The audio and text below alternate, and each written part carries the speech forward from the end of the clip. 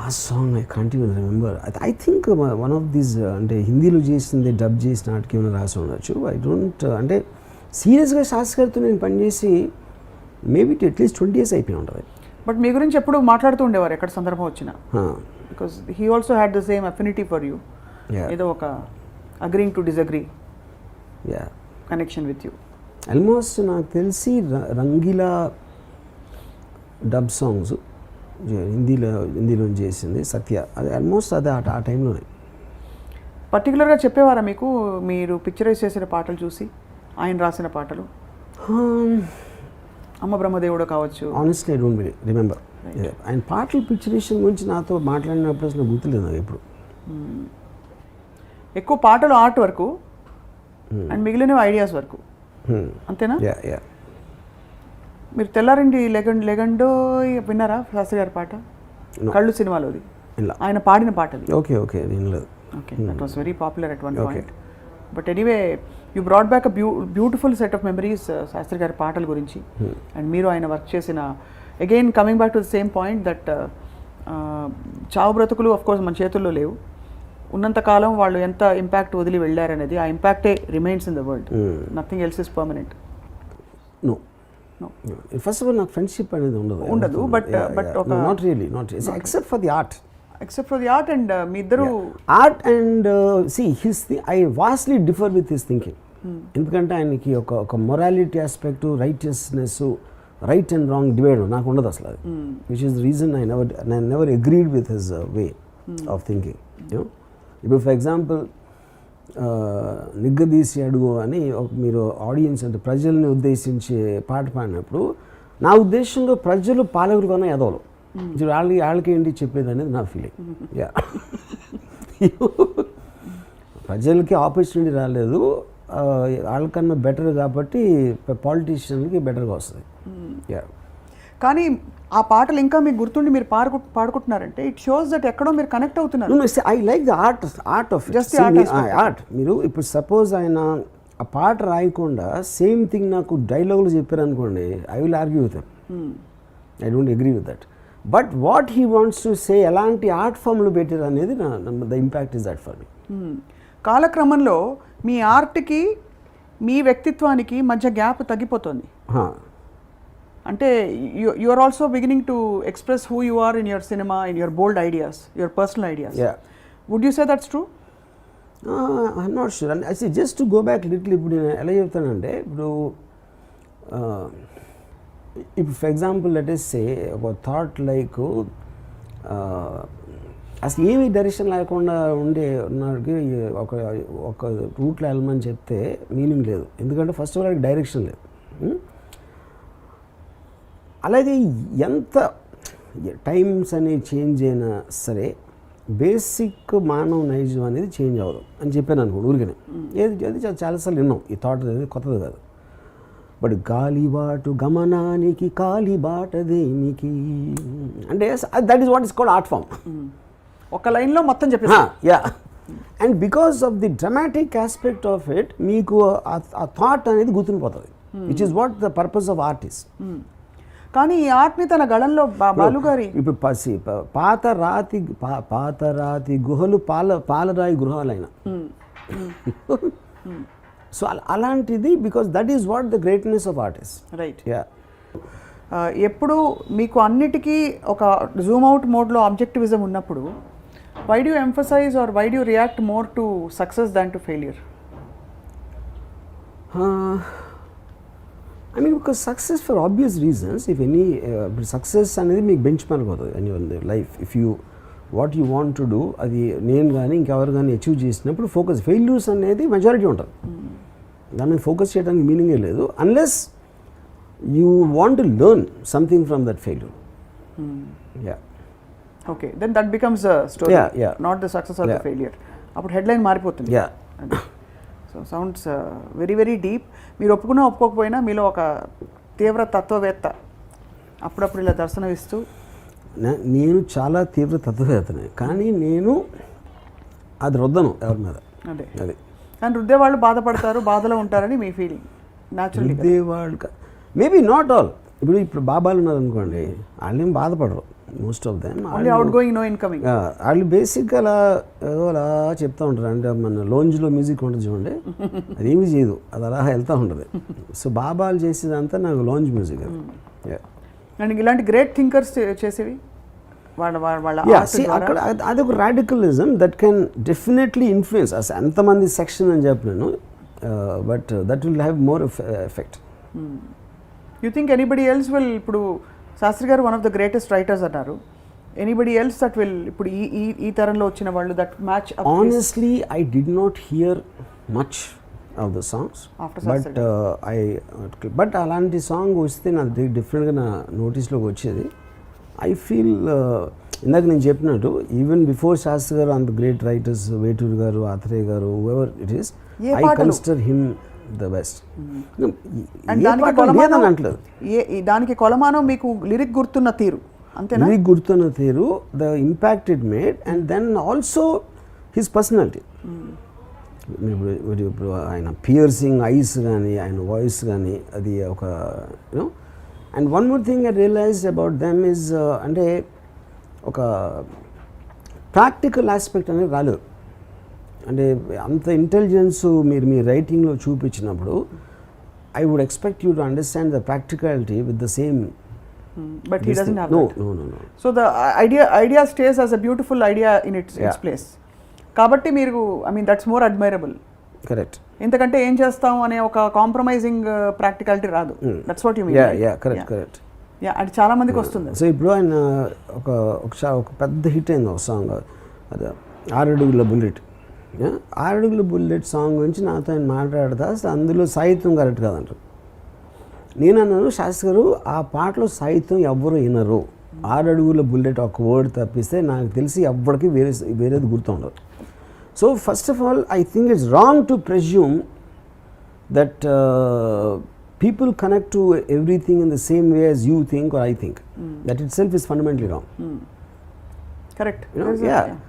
So మీరు recreator కాబట్టి you are focusing on that one aspect. Yeah, and all likelihood మీరు అన్నది రైటే. By and large people will remember only the అడుగుల bullet. నాకు ఒకటి గుర్తుంది, ధైర్యం వేసిన రాకెట్ వరకు కొంతమంది గుర్తుంది, ఏదో కొంచెం అంతే. అంత తర్వాత హాలీవుడ్ ధైర్యం అంతే. యా. అంటే also that the kind of A song, ఒక స్టార్డమ్ ఉన్న, ఒక సూపర్ స్టార్డమ్ ఉన్న సినిమాలో వచ్చినప్పుడు వాళ్ళు ఏదో బీటు డాన్స్ ఎలా ఉందని చూస్తారు, కానీ నో వన్ రియలీ కేర్స్.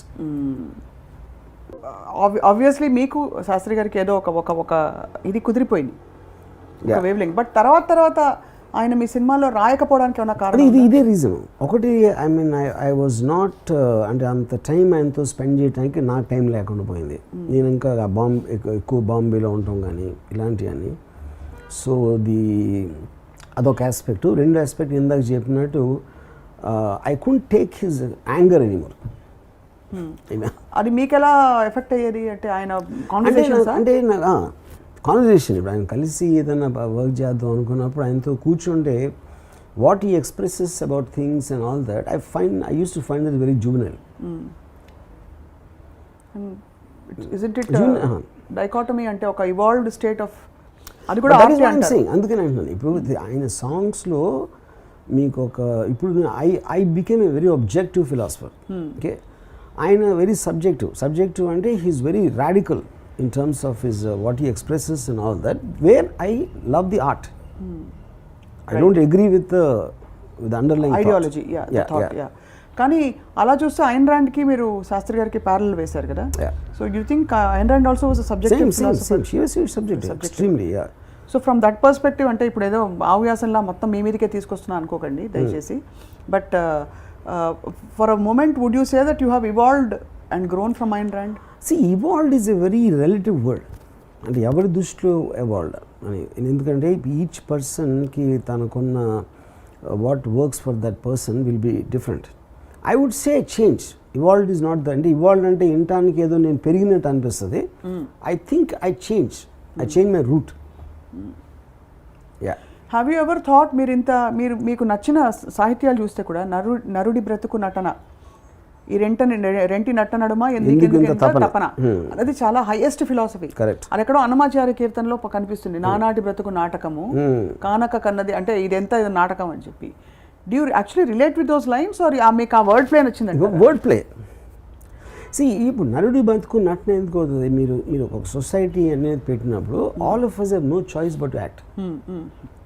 వీళ్ళు ఏమనుకుంటారు, వాళ్ళు ఏమనుకుంటారు, మీరు మీ ఫాదర్ దగ్గర ఒకలాగా ఉంటారు, మీ పిల్లల దగ్గర ఒకలాగా ఉంటారు, ఫ్రెండ్ దగ్గర ఇంకోలా ఉంటారు, పిల్లల దగ్గర ఇంకోలా ఉంటారు. So all of these we have to do it. We have no choice in human interaction in the society.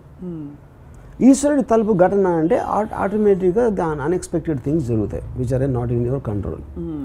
ఇప్పుడు ఇది నువ్వు యాక్ట్ చేస్తున్నావు, అది తెలీదు, దాని బదులు ఎందుకు ఇంత పెద్ద తపన పడిపోయి ఏదో పెద్ద చేసేస్తున్నాడు. అవును. బట్ మై పాయింట్ ఈస్, తపన అనేది లేకపోతే ప్యాషన్ అనేది లేదు. ప్యాషన్ అనేది లేకపోతే మీకు మోటివేషన్ ఉండదు. మోటివేషన్ అనేది లేకపోతే you will become like a lazy person and not do anything. Attached detachment ఉండాలి. అంతేగా? డిటాచ్డ్ అటాచ్మెంట్ ఉండాలి. అంటే you should create your own world. ఇది మీరు చెప్తున్నది అతి హైయెస్ట్ ఫిలాసఫీ అన్న విషయం మీరు గ్రహిస్తూనే ఉంటుంటారని ఆశిస్తున్నాం.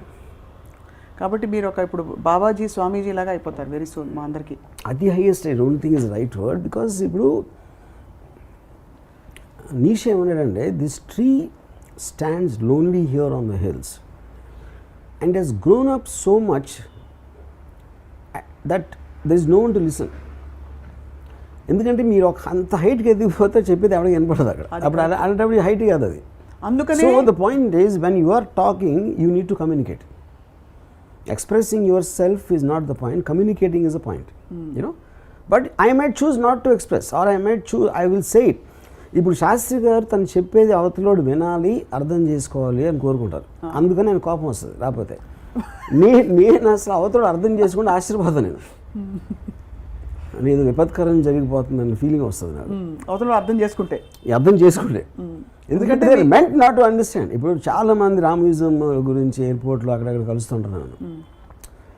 And but I'm not very sure. దాన్ని అది అనొచ్చు, దాన్ని చూడొచ్చు, దాన్ని ఇన్ఫ్లుయెన్స్ చేస్తుంది అనొచ్చు, కానీ but I'm not very sure. ఎందుకంటే ఇప్పుడు అది ఆల్మోస్ట్ బాబాలకు రీచ్ అవుతుంది. నేను వేరేది మాట్లాడతాను, నేను నాకు గడ్డం లేదు, నేను ఏదో కాషాయ వస్త్రం వేసుకోను. వీళ్ళు ఇప్పుడు కానీ if you are listening to somebody, right, yeah, see the point is, if you are following someone, that itself is contradicting my philosophy. రామోయిజం అంటే ఏంటి? It is my thoughts. అని ఎక్కడో మీరు రెజొనేట్ అవ్వకపోతే ఈ పాటలు మీకు గుర్తుండవు కదా. అదే దట్ ఈస్ వాట్ ఆది భిక్షు ఇప్పుడు అది నేను సినిమాలు చూడలేదు పట్టుదల. తర్వాత ఇప్పుడు యూట్యూబ్లో చూశాను. ఇది శాస్త్రి గారు నాకు ఫస్ట్ పాడి వినిపించారు. అలాగే నాకు వచ్చింది నాటుకుపోయింది. But you remember any of Vishwanath garu and Sastry గారు కాంబినేషన్ సాంగ్స్? Not really. ఎందుకంటే నాకు ఆ kind of songs I'm not really. ఇప్పుడు ఫర్ ఎగ్జాంపుల్ సిరివెన్నెల పాటలు ఎంతవరకు వినలేదు నేను.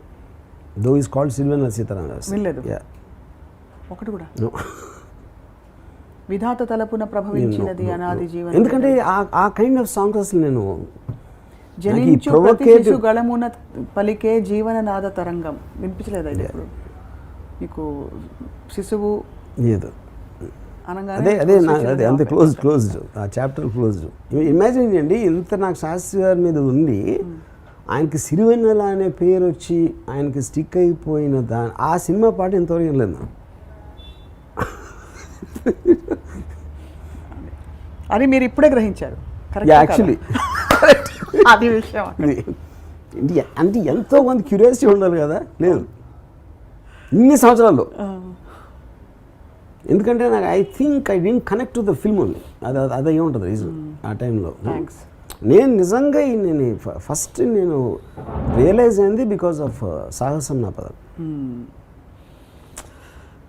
బట్ ఇలాంటి సరే గొప్పవాళ్ళు అంటే మీరు గొప్ప అనే ఎపిసోడ్ కూడా చేశారు కాబట్టి మీరు ఒప్పుకోకపోవచ్చు. బట్ ఇలాంటి impactful people who can impact the world వెళ్ళిపోయినప్పుడు I just wonder what is left అని. What do you think? మరీ ఫిలాసాఫికల్గా ఉందా question? Okay.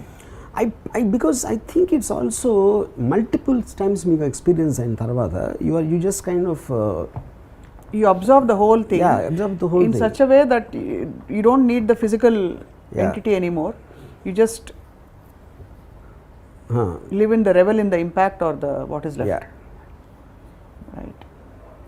But I also wonder, ఇది మొన్న ఒకళ్ళిద్దరు పెద్దవాళ్ళు మాట్లాడుతూ ఈ మాట అన్నారు, దట్ ఇంత గొప్ప వ్యక్తులు బాలు గారు, శాస్త్రి గారు, బట్ వాళ్ళ ఆరోగ్యాలు సరిగ్గా చూసుకోలేదని.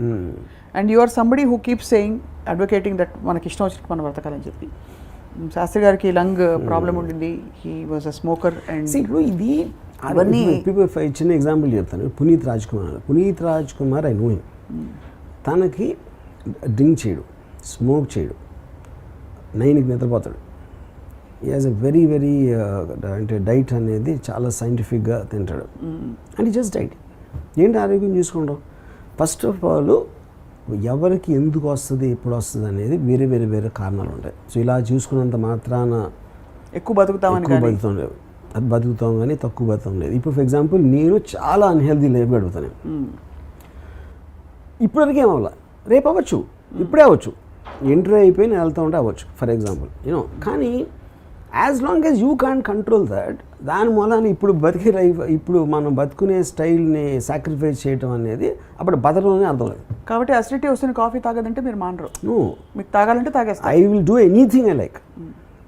నేను చాలా అన్సేఫ్ లైఫ్ నేను చేసేది. ఎందుకంటే if I can't live my life, why to live?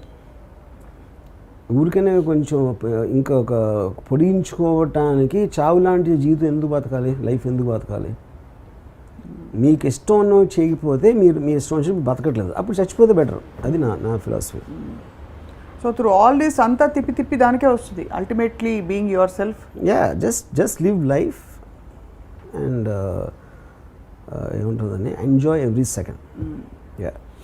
And before we wind up, Varma garu, Shastri గారి కుటుంబ సభ్యులతో మీకు did you ever form an association, వాళ్ళ అబ్బాయిలతో కానీ?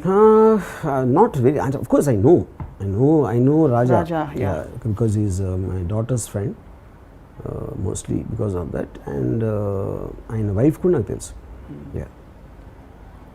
పద్మ గారు. Yeah.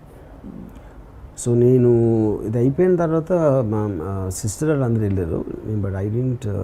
నేను ఊరికని రాజాతో ఒకసారి ఫోన్లో మాట్లాడాను అంతే.